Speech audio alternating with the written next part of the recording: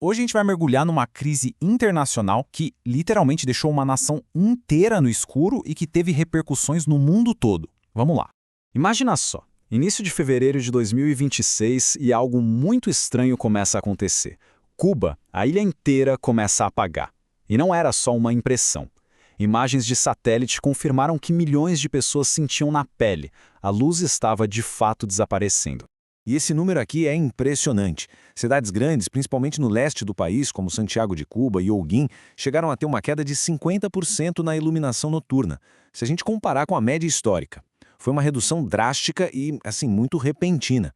Então, a grande pergunta que fica no centro de toda essa análise é: como? Como é que uma ilha-nação, de repente, perde metade da sua luz? A resposta, como a gente vai ver, revela uma teia bem complexa de geopolítica, pressão e, claro, de consequências humanas. Para a gente começar a entender, vamos dar uma olhada nos efeitos mais imediatos dessa crise e principalmente em como essa escuridão não foi igual para todo mundo na ilha. O que os dados revelam é uma divisão muito clara. De um lado, as províncias do leste mergulhadas na escuridão.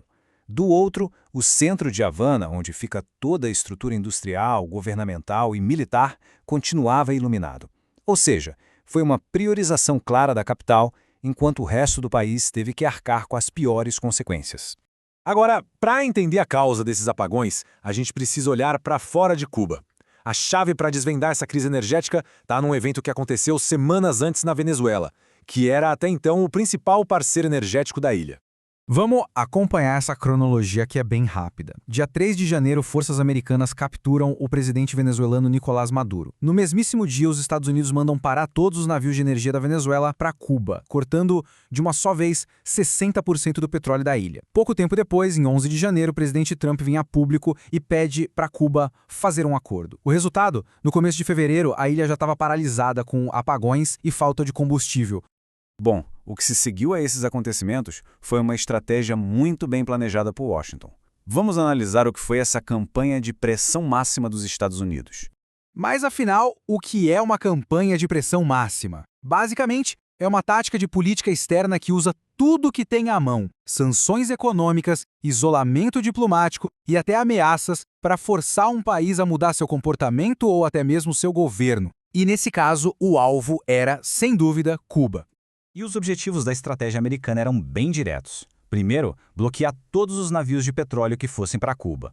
Segundo, ameaçar com tarifas outros países e empresas que tentassem fornecer combustível para a ilha.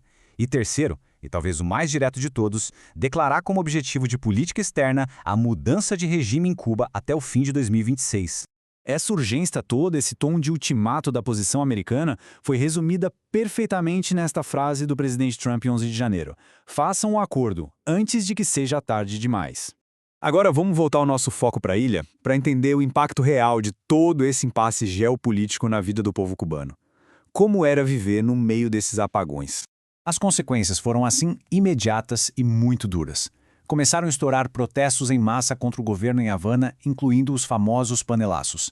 No dia 9 de fevereiro, a situação ficou tão crítica que foi declarada uma falta grave de combustível de aviação, o que parou o reabastecimento de voos internacionais.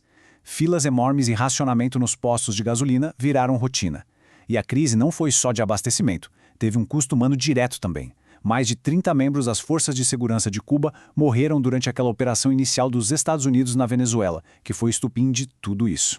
E para além dos números, existem as histórias pessoais. Daisy Herrera, uma química cubana de 61 anos, resumiu a dor de muita gente ao ver os dois filhos irem embora. Quando se tem filhos, nunca se imagina que eles vão partir, mas sabemos qual é a situação aqui. Essa crise acabou gerando um êxodo histórico, um reflexo muito humano do desespero que tomou conta do lugar. Essa crise, claro, não ficou só entre Cuba e os Estados Unidos.